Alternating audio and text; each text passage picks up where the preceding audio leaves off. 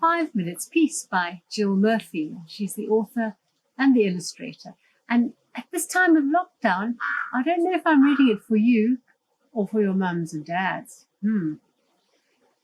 See the family. The children were having breakfast. This was not a pleasant sight. I wonder if your breakfasts look like that ever. Mrs. Large took a tray from the cupboard. She set it with her teapot, a milk jug, her favourite cup and saucer, a plate of marmalade toast, and a leftover cake from yesterday. She put the morning newspaper in her pocket and sneaked off towards the door. "Where are you going with that tray, Mum?" asked Laura. "To the bathroom," said Mrs. Large. "Why?" asked the other two children.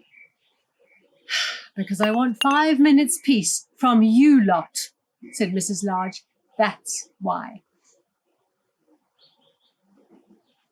"Can we come?" asked Lester, as they trailed up the stairs behind her. "No, you can't," said Mrs. Large. "What shall we do then?" asked Laura. "You can play," said Mrs. Large, "downstairs by yourself, and keep an eye on the baby." "I'm not a baby," muttered the little one. Can you see the curlers in her hair? Elephants have very little hair, but she's got curlers in hers. And now in the bathroom, she has a bath cap on her hair. Mrs. Large ran a deep, hot bath. She emptied half a bottle of bath foam into the water, plonked on her bath hat, and got in. She poured herself a cup of tea and lay back with her eyes closed.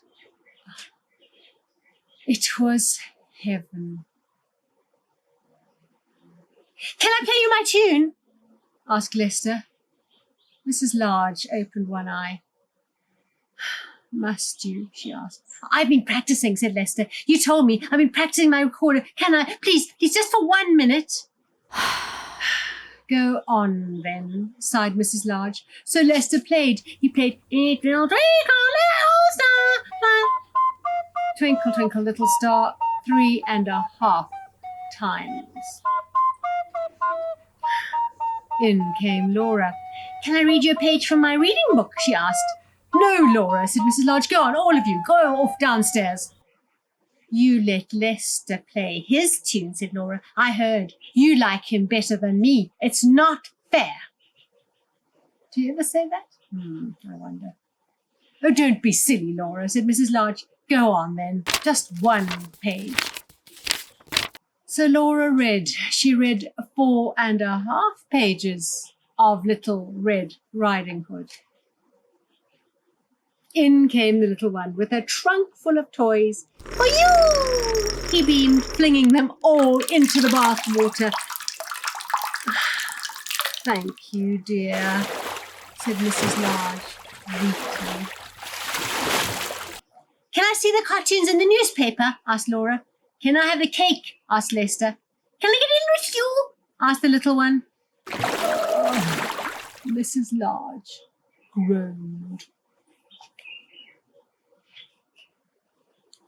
In the end, they all got in. The little one was in such a hurry that he forgot to take off his pajamas. Look at Mrs. Large's face. Mrs. Large got out. She dried herself, put on her dressing gown, and headed for the door. "Where are you going now, Mum?" asked Laura. "To the kitchen," said Mrs. Large. "Why?" asked Lester. "Because I want 5 minutes peace from you lot," said Mrs. Large. "That's why." Well, off she went downstairs, where she had 3 minutes and 45 seconds of peace before they all came to join her. Do, do, do, do, do, do. So give your mums and dads some peace during this time.